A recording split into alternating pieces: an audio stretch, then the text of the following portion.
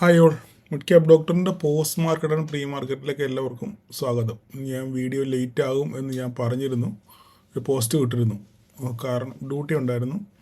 എന്തായാലും ലേറ്റ് ആയത് നന്നായി, കാരണം ഈ ഫോള് കാണാൻ പറ്റിയല്ലോ.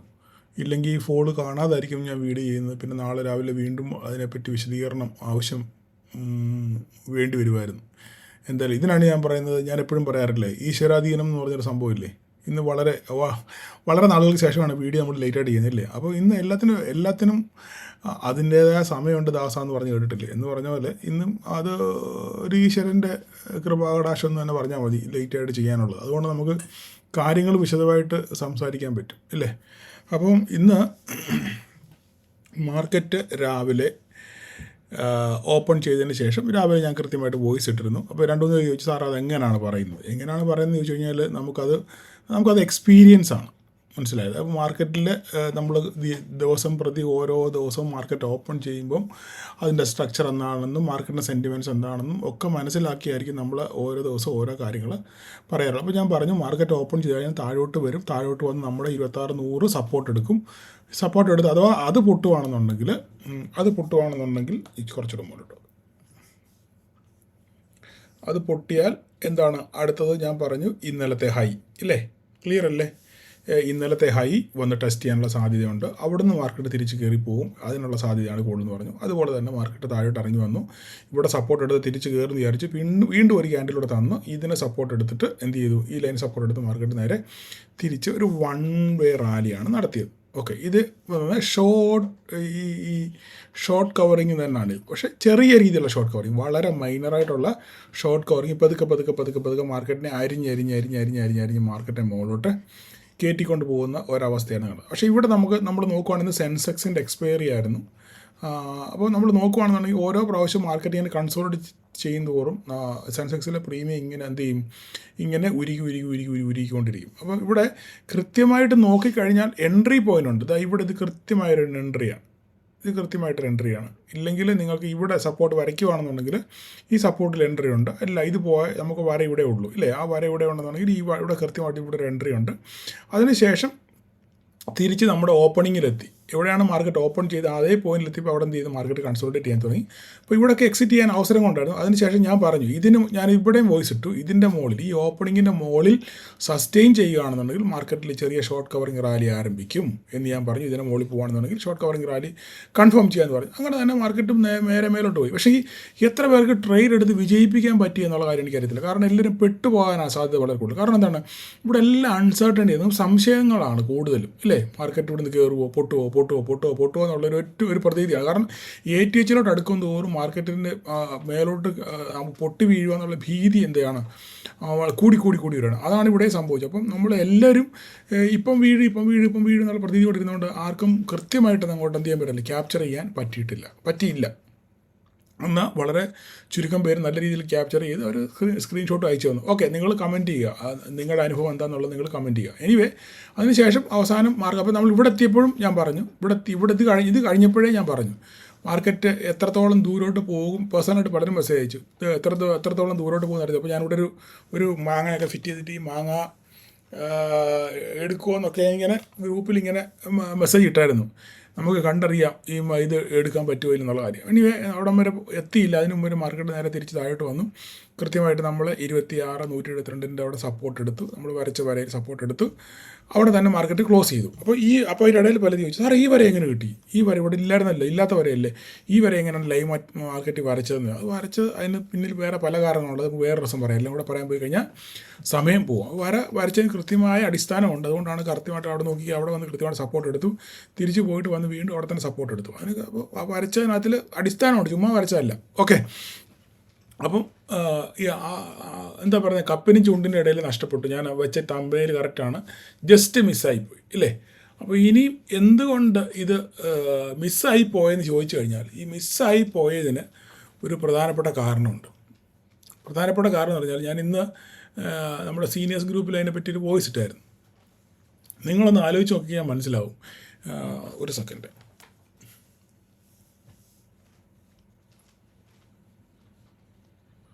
നിങ്ങൾ ഇവിടെ ഒരു സെക്കൻഡ് ഒന്ന് ആലോചിച്ച് കഴിഞ്ഞാൽ നിങ്ങൾക്ക് മനസ്സിലാവും. ഇവിടെ നമ്മൾ ചിന്തിക്കേണ്ട ഒരു കാര്യമുണ്ട്.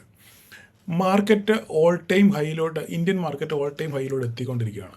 ഫോളിൻ്റെ കാര്യം ഞാൻ പറയാം, ഇത് പറഞ്ഞതിന് ശേഷം ഫോളിൻ്റെ കാര്യം ഞാൻ പറയാം, നിങ്ങൾ സമാധാനപ്പെടുക.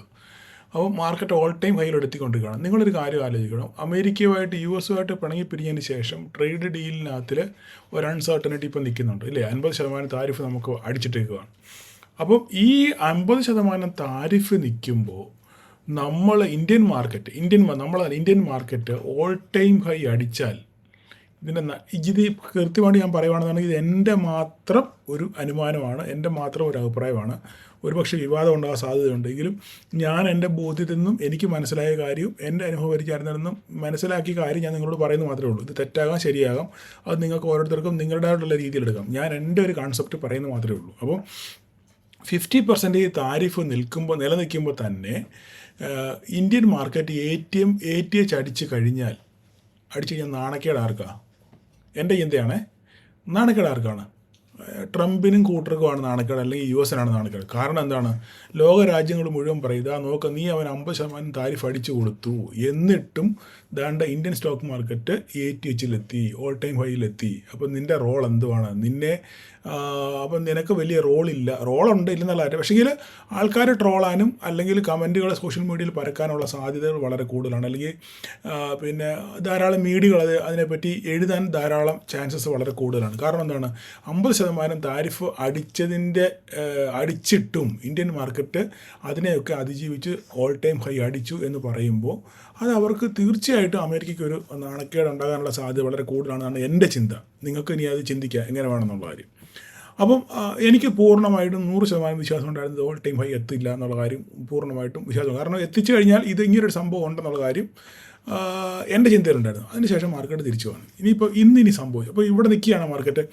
നാളെ ഇനി മാർക്കറ്റ് ഇപ്പം മാർക്കറ്റ് ഓപ്പൺ ചെയ്തപ്പോൾ 600 പോയിൻ്റ് പ്ലസ്സിലായിരുന്നു ഡൗ ജോൺസ്.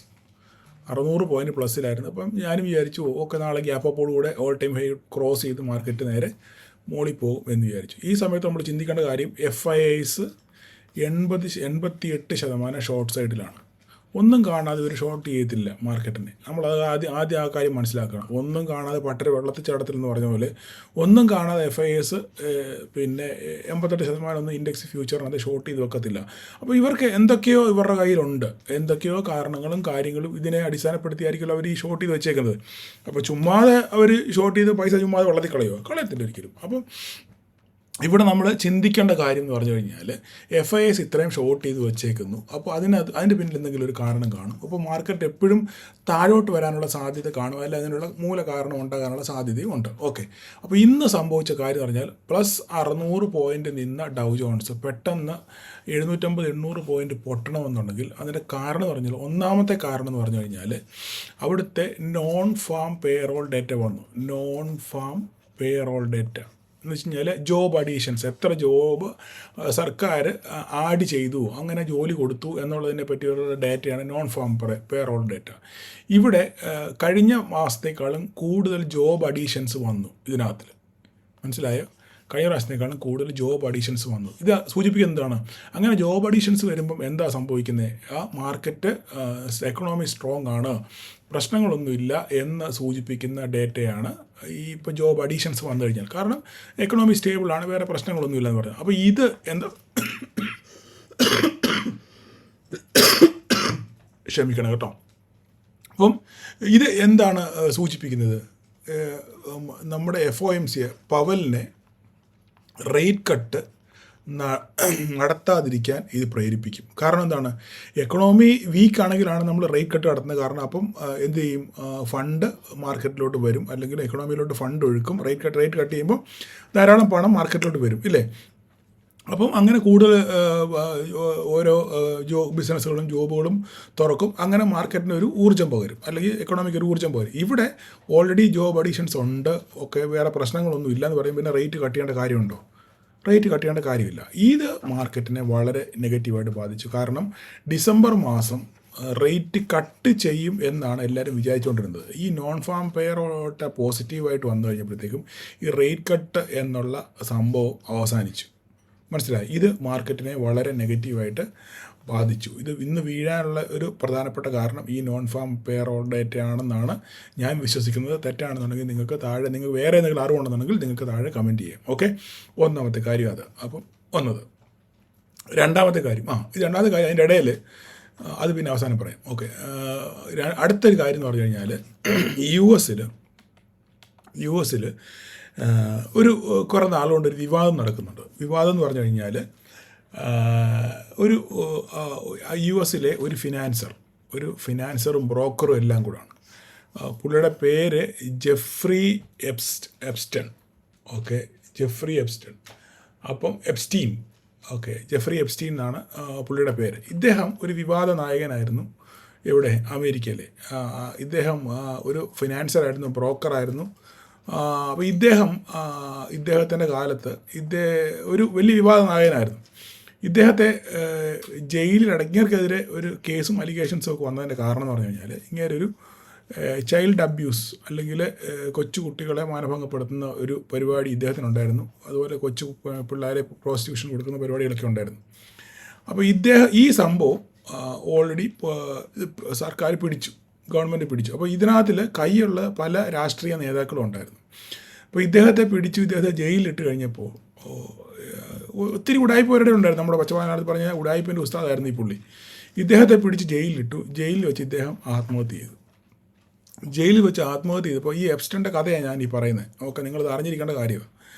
അപ്പോൾ ഇദ്ദേഹത്തെ പിടിച്ച് ജയിലിലിട്ട് പുള്ളി ജയിലിൽ വെച്ച് ആത്മഹത്യ ചെയ്തു. അപ്പോൾ ഈ ആത്മഹത്യ ചെയ്തതിന് മുന്നേ ഇദ്ദേഹം ഒരു ഡയറിക്കുറിപ്പ് എഴുതി വെച്ചിട്ടുണ്ടായിരുന്നു. ഈ ഡയറിക്കകത്തിൽ ഞാൻ ഏതൊക്കെ പൊളിറ്റിക്കൽ ടീംസിനോട് ഇടപെട്ടു, അവർക്ക് ആർക്കൊക്കെ പൈസ കൊടുത്തിട്ടുണ്ട്, എന്തൊക്കെ ഇടപാടുകൾ നടത്തിയിട്ടുണ്ടെന്നുള്ള ഒരു ഡയറി പുള്ളി എഴുതി വെച്ചിട്ടുണ്ടായിരുന്നു. സിമ്പിളായിട്ട് പറയുവാണെങ്കിൽ നമ്മുടെ മണിച്ചൻ്റെ ഡയറിയില്ലേ, മണിച്ചൻ ഡയറി, കേരളത്തിലെ മണിച്ചൻ മാസപ്പടി എഴുതി വെച്ചിട്ടുണ്ടെന്ന് പറഞ്ഞില്ലേ, എന്ന് പറഞ്ഞ പോലെ പുള്ളി ഒരു ഡയറി സൂക്ഷിക്കുന്നുണ്ടായിരുന്നു. ആർക്കൊക്കെ ഞാൻ എന്തൊക്കെ കൊടുത്തു, എന്തൊക്കെ വഴിവിട്ട സഹായം ചെയ്തു, ആർക്കൊക്കെ വഴിവിട്ട സഹായം ചെയ്തു എന്നൊക്കെ കാര്യം എഴുതി വെച്ചിട്ടുണ്ടായിരുന്നു. അപ്പോൾ ഈ സാധനം മുക്കി. ഇദ്ദേഹം മരിച്ചത് ഏകദേശം 2019 ഇദ്ദേഹം സൂസൈഡ് ചെയ്തത്.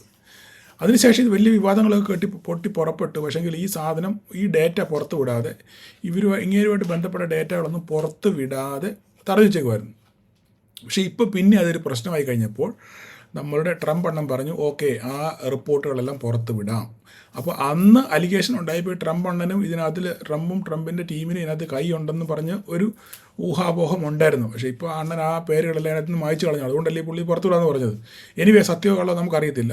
അപ്പോൾ ഈ ഡേറ്റ പുറത്ത് വിടാമെന്ന് പറഞ്ഞു. അപ്പോൾ ഇത് പുറത്ത് വിടുവാണെന്നുണ്ടെങ്കിൽ അവിടുത്തെ രാഷ്ട്രീയ നേതാക്കൾ ആരുടെയൊക്കെ പേരുകളും തലയുരുളും എന്നൊക്കെയുള്ളത് ഒരു വിവാദം അവിടെ ഇപ്പോൾ കൊടുമ്പിരി കൊണ്ടിട്ടുണ്ട്. അപ്പോൾ അത് ഈ റിപ്പോർട്ട് പുറത്ത് വിട്ടാൽ ഉണ്ടാകാവുന്ന പ്രത്യാഘാതങ്ങളും വളരെ വലുതായിരിക്കും. അപ്പം ഇതൊക്കെ ഇതിങ്ങനെ കൊണ്ട് മാർക്കറ്റ് വീണു എന്നല്ല ഞാൻ പറയുന്നത്, ഇതൊക്കെ ഒരു കാരണമാണ് ഇത് വീണതിൻ്റെ. ഓക്കെ, അപ്പോൾ ഇതൊക്കെ നിങ്ങൾ മനസ്സിലാക്കി വെക്കുക. ഇങ്ങനെയൊക്കെ ഒരു സംഭവങ്ങളുണ്ട് എന്നുള്ള കാര്യം മനസ്സിലാക്കി വെക്കുക. അപ്പം സത്യം പറഞ്ഞു കഴിഞ്ഞാൽ ഈ ഫോളിൻ്റെ മൂല കാരണം ഇതുവരായിട്ട് പിടികിട്ടിട്ടില്ല. അപ്പോൾ ഞാനങ്ങ് വിചാരിക്കുന്നത് ഇതും പിന്നെ ഈ പറയുന്ന നോൺ ഫാം പേറോളോട്ട് പോസിറ്റീവായിട്ട് വന്നതൊക്കെ ആയിരിക്കണം ഈ റിപ്പോർട്ട് ഈ മാർക്കറ്റ് ഇപ്പം ക്രാഷ് ചെയ്യാനുള്ള ഒരു കാരണം. ഓക്കെ, അപ്പോൾ ഇനിയിപ്പോൾ നമ്മൾ ചിന്തിക്കാനുള്ളത് നാളെ മാർക്കറ്റ് എന്ത് സംഭവിക്കുന്നുള്ളത്. ഇതിനിടയിൽ ഇന്ന് നമ്മുടെ മാർക്കറ്റിൽ ഏതോ ഒരു ദരിദ്രവാസി പിന്നെ ട്വീറ്റ് ചെയ്തു, ഇന്ന് വൈകുന്നേരം 7 PM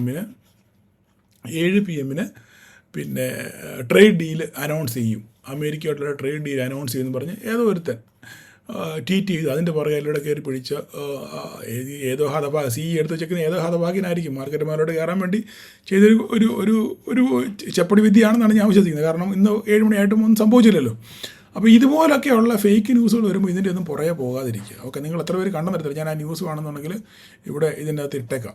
ഓക്കെ, അപ്പം ഇങ്ങനെയുള്ള കാര്യങ്ങളൊക്കെ വരുമ്പോൾ നിങ്ങൾ കുറച്ച് സൂക്ഷിക്കുക, അലർട്ടാക്കുക. ഈ ന്യൂസുകൾ വരുമ്പം കൃത്യമായ ആധികാരികതയുള്ള ന്യൂസ് സൈറ്റുകളിൽ നിന്നോ അല്ലെങ്കിൽ മണി കൺട്രോളിൽ നിന്നോ എക്കണോമിക് ടൈംസിൽ നിന്നോ റോയിട്ടേഴ്സിൽ നിന്നോ ഒക്കെ വേണം നിങ്ങൾ ന്യൂസുകൾ എടുക്കുമ്പം അതിൻ്റെ ആധികാരികത പരിശോധിക്കാൻ. ഓക്കെ, അപ്പോൾ ഇനിയിപ്പം കാര്യങ്ങളെല്ലാം പറഞ്ഞല്ലോ. ഇനിയിപ്പോൾ നമുക്ക് നാളെ എന്താ സംഭവിക്കുന്നത്? നാളെ ഇപ്പം നമുക്ക് നോക്കിക്കഴിഞ്ഞാൽ, ഇപ്പം നമുക്ക് ഗിഫ്റ്റ് നിഫ്റ്റി നോക്കിക്കഴിഞ്ഞാൽ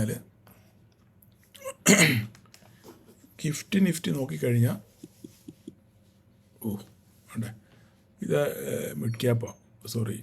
ഇപ്പം വീണ്ടും നമ്മുടെ ഡൗ ജോൺസ് പൊട്ടിക്കൊണ്ടിരിക്കുക. ഡൗ ഇപ്പം ഏകദേശം 300 പോയിൻ്റ് പൊട്ടി നിൽക്കുകയാണ്. ഇത് ഡൗ ജോൺസിൻ്റെ ചാർട്ടാണ് നിങ്ങൾ ഈ കാണുന്നത്. ഓക്കെ, 300 പോയിൻ്റ് പൊട്ടി. അതായത് ഏകദേശം അവിടെ നമ്മുടെ വര റെസ്പെക്ട് ചെയ്ത് കേട്ടോ. വര അമേരിക്കയിൽ നമ്മുടെ വര റെസ്പെക്ട് ചെയ്യുന്നുള്ള കാര്യം മനസ്സിലായില്ല, പണ്ട് വരച്ചിട്ടിരുന്ന വരയാണ്. ഓക്കെ, അപ്പോൾ അവിടെ വന്ന് ഇനിയിപ്പോൾ ഇത് ബ്രേക്ക് ചെയ്യുകയാണെന്നുണ്ടെങ്കിൽ പണി പാളും, നല്ല ഫോൾ നാളെ കാണും. അപ്പോൾ ഇപ്പം 300 പോയിൻ്റ് പൊട്ടി നിൽക്കുകയാണ്. ഇനി ഫർദറായിട്ട് രാത്രിയിലോട്ട് പൊട്ടുമോ നിൽക്കരുതില്ല. ഇപ്പോൾ സമയം നാട്ടിലെ ഇപ്പം ഇവിടെ 9:30, നാട്ടിലിപ്പോൾ ഏകദേശം 12:15 നാട്ടിലെ 12:15 ഈ പൊട്ടൽ ഇപ്പോൾ ഇങ്ങനെ കാണുന്നത്. അപ്പോൾ ഗിഫ്റ്റ് നിഫ്റ്റി എന്താ സംഭവിച്ചത് നമുക്ക് നോക്കാം. ഗിഫ്റ്റ് നിഫ്റ്റിയും ഈ പറയുന്ന പോലെ തന്നെ നല്ല രീതിയിൽ പൊട്ടി നിൽക്കുകയാണ്. ഓക്കെ, ഏകദേശം 26,148 നമ്മൾ ചിന്തിക്കുകയാണെന്നുണ്ടെങ്കിൽ നമുക്ക് അത് നോക്കിയേക്കാം എത്ര ഗിഫ്റ്റ് നിഫ്റ്റി എന്ന് നോക്കാം. ഗിഫ്റ്റ് നിഫ്റ്റി നിലവിൽ 67 പോയിൻ്റാണ് ഇപ്പോൾ ഇവിടെ കാണുന്നത്. 67 പോയിൻ്റ് പൊട്ടി നെഗറ്റീവിലാണ് ഇപ്പം ഓടിക്കൊണ്ടിരിക്കുന്നത്. ഇനി എത്ര ഫർദർ പൊട്ടുന്നുള്ള കാര്യം നമുക്ക് കണ്ടറിയാം. ഓക്കെ, അപ്പോൾ മൊത്തത്തിലൊരു നെഗറ്റീവ്സമാണ്. അപ്പോൾ നമ്മളിനി ഇവിടെ എന്താ ചെയ്യേണ്ടത്? നമ്മളിനി ഇവിടെ ചെയ്യാനുള്ള കാര്യം എന്ന് പറഞ്ഞു കഴിഞ്ഞാൽ നാളെ ഗ്യാപ്പ് ഡൗൺ ആണെന്നുണ്ടെങ്കിൽ ഗ്യാപ്പ് അപ്പ് എന്നുള്ള സാധ്യത ഇപ്പോൾ നിലവിലില്ലല്ലോ. ഗ്യാപ്പ് അപ്പ് ഉണ്ടെന്നുണ്ടെങ്കിൽ നാളെ ഗ്യാപ്പ് അപ്പ് ഉണ്ടെന്നുണ്ടെങ്കിൽ ഇതിൻ്റെ മുകളിൽ ഗ്യാപ്പ് അപ്പ് കിട്ടണം. ATHൻ്റെ മുകളിൽ ഗ്യാപ്പ് അപ്പ് കിട്ടിയാലേ സസ്റ്റെയിൻ ചെയ്ത് മാർക്കറ്റ് നേരെ തിരിച്ചു പോകത്തില്ല. അതിനുള്ള സാധ്യത ഇപ്പോൾ വളരെ വിദൂരമാണ്. ഇനിയിപ്പോൾ എന്താ സംഭവിക്കാൻ പോകുന്നത്? ഇത് ഇന്നത്തെ ഓപ്പണിംഗ് ആണ് ഈ ഡോട്ടഡ് ലൈൻ കാണുന്നത്. ഓക്കെ, ഇതിൻ്റെ താഴെ ഓപ്പൺ ചെയ്താൽ, ഇതിൻ്റെ താഴെ ഓപ്പൺ ചെയ്യുകയോ ഇതിൻ്റെ ഇവിടെയോ ഈ സപ്പോർട്ട് പൊട്ടി താഴെ ഓപ്പൺ ചെയ്യുകയോ ചെയ്തു കഴിഞ്ഞാൽ, ഓക്കെ, ഇതായിരിക്കും മെയിൻ. ഈ ഓപ്പണിംഗ് ഇന്നലത്തെ ഓപ്പൺ ചെയ്ത ഈ ലൈൻ ഉണ്ടല്ലോ, ഈ ലൈനായിരിക്കും മെയിൻ സംഭവം. ഓക്കെ, ഇവിടെ എന്ത് സംഭവിക്കാൻ? ഇതിന് താഴെ ഓപ്പൺ ചെയ്താൽ, ഇതിന് താഴെ ഇവിടെ ഓപ്പൺ ചെയ്യുവാണ്, ഗ്യാപ്പ് ഡൗൺ ആയിട്ട് ഇവിടെ ഓപ്പൺ ചെയ്യുവാണെന്നുണ്ടെങ്കിൽ ഇങ്ങോട്ട് കയറുന്നുണ്ടെന്ന് നോക്കുക. ഇല്ല, ഇതും പൊട്ടിച്ച് മേലോട്ട് കയറുവാണെന്നുണ്ടെങ്കിൽ ഈ ഇന്നലത്തെ ഈ ഡോട്ടഡ് ലൈൻ മാറ്റുന്നില്ല. ഈ ഡോട്ടഡ് ലൈൻ ഇവിടെ വന്ന് തിരിച്ചതായിട്ട് ഇറങ്ങി വരണം. ഇല്ല, ഇത് ക്രോസ് ചെയ്ത് പോവുകയാണെന്നുണ്ടെങ്കിൽ പിന്നെ നമുക്ക് മുകളിലോട്ട് നോക്കിയാൽ മതി. ഇവിടെ വന്ന് സപ്പോർട്ട് എടുത്ത് നേരെ തിരിച്ച് കയറി പോകാനുള്ള സാധ്യതയുണ്ട്. ഇല്ല, താഴോട്ടാണ് വരുന്നതെന്നുണ്ടെങ്കിൽ ഇവിടെ എങ്ങാനുമാണ് ഗ്യാപ്പ് ഡൗൺ ഓപ്പൺ ചെയ്യുന്നതെങ്കിൽ മുകളിലോട്ടൊന്ന് കയറി നേരെ തിരിച്ച് താഴോട്ട് വരും. ഇല്ല, ഇവിടുന്ന് മുകളിലോട്ട് പിന്നെയും മുകളിലോട്ട് കയറുവാണെന്നുണ്ടെങ്കിൽ ഈ ഡോട്ടഡ് ലൈനിൽ തട്ടി നേരെ തിരിച്ചതായിട്ട് വരും. ഇതാണ് ഇപ്പോഴത്തെ നിലവിലുള്ള സിനാരിയോ. ഓക്കെ, ഇനി ഇതിലും കൂടുതൽ താഴോട്ട് പോവുകയാണെന്നുണ്ടെങ്കിൽ നമുക്ക് നോക്കാനുള്ളത് നമ്മുടെ താഴോട്ടൊരു വരയുണ്ട് 26,025. ഇത് വളരെ മേജർ നമ്മളുടെ ഒരു തലവരയായിട്ട് നമുക്കിത് കണക്കാക്കാം. തലവര. ഓക്കെ, ഈ 26,025 ഈ 26,025 പൊട്ടുന്നുണ്ടെന്ന് നോക്കുക. അങ്ങനെ പൊട്ടിക്കഴിഞ്ഞാൽ പിന്നെ 25,900 നമ്മുടെ ലൈനിലൂടെ കിടപ്പാണ്. 25,981 പിന്നെ 25,931 സാധനം താഴോട്ട് ഇനി പോരും. ഓക്കെ, ഇതിൻ്റെ കാരണം തന്നെ പൊട്ടാനുള്ള ചാൻസ് വളരെ കൂടുതലെന്ന് പറയാനുള്ള കാര്യം ട്രേഡ് ഡീലിനത് ഇതുവരായിട്ടും ഞാൻ പറഞ്ഞ മുമ്പേ ഒരു കാര്യം പറഞ്ഞല്ലോ, ട്രേഡ് ഡീലിനത് ഇതുവരായിട്ട് ഒരു ധാരണ ഉണ്ടായിട്ടില്ല. ആ ധാരണ ഉണ്ടാകാത്തടത്തോളം കാലം ATH അടിക്കുന്ന കാര്യം വളരെ ബുദ്ധിമുട്ടാണ് എന്ന് എൻ്റെ പേഴ്സണൽ അഭിപ്രായം. ഇനിയിപ്പോൾ എന്താ സംഭവിക്കുന്നുള്ള കാര്യം നമുക്ക് നാളെ അറിയാം. അപ്പോൾ കാര്യം മനസ്സിലായല്ലോ, എന്തൊക്കെയാണ് ചെയ്യേണ്ടതെന്നുള്ള കാര്യം നിങ്ങൾക്ക് ക്ലിയർ ആയിട്ട് മനസ്സിലായി. രാവിലെ ഒന്നുകൂടെ ക്ലാരിറ്റി വന്നതിന് ശേഷം നമുക്ക് വോയിസ് ഞാനിടുമ്പോൾ കറക്റ്റായിട്ട് നിങ്ങൾക്ക് ഒന്നുകൂടെ കാര്യങ്ങൾ മനസ്സിലാവും. അപ്പോൾ ഇനിയിപ്പോൾ നമുക്ക് അടുത്ത് നോക്കേണ്ട ആരാ? Bank Nifty. ഇന്ന് നമ്മുടെ നിഫ്റ്റിയെ മോളോട്ട് കൊണ്ടുപോയത്, കഥ പറയുവാണെന്നുണ്ടെങ്കിൽ റിലയൻസ് ആണ് നമ്മുടെ നിഫ്റ്റിയെ മോളോട്ട് കൊണ്ടുപോയത്. റിലയൻസ് ഒറ്റ ഒരാൾ തോളിലേറ്റിയാണ് നമ്മുടെ മാർക്കറ്റിനെ മുകളിലോട്ട് കൊണ്ടുപോയി. നോക്കിക്കഴിഞ്ഞാൽ മനസ്സിലാക്കാം കേട്ടോ. റിലയൻസ് എങ്ങനെ പോയി അതുപോലെ തന്നെയാണ് നമ്മുടെ നിഫ്റ്റി പോയിരിക്കുന്നത്. അവസാനം കുറച്ച് കഴിഞ്ഞപ്പം HDFC ബാങ്ക് അതിന് കൂടെ ചേർന്നു. ഇവിടെ കുറച്ച് മാർക്കറ്റ് ഒരു 12:30 മണി ആയപ്പോഴത്തേക്കും എന്ത് ചെയ്തു? HDFC അതിൻ്റെ കൂടെ ചേർന്നു. അങ്ങനെയാണ് ഫർദറായിട്ട് പിന്നെ മുകളിലോട്ട് പോയത്. അപ്പോൾ HDFCയും റിലയൻസും കൂടെ ചേർന്ന് രണ്ടുപേരുടെ ഒറ്റയ്ക്കാണ് ഈ മാർക്കറ്റിനെ ഇത്രയും മുകളിലോട്ട് കൊണ്ടുപോയത്. ഓക്കെ, ഇനിയിപ്പോൾ നാളെ എന്താ സംഭവിക്കുക? നാളെ ഇങ്ങനെയൊക്കെയാണ് അവസ്ഥയെങ്കിൽ HDFC ബാങ്ക് പൊട്ടും. റിലയൻസിൻ്റെ കാര്യം അറിയത്തില്ല, പക്ഷേ HDFC ബാങ്ക് കാര്യം പൊട്ടുന്നുള്ള കാര്യവും യാതൊരു സംശയവുമില്ല, ഉറപ്പാണ്.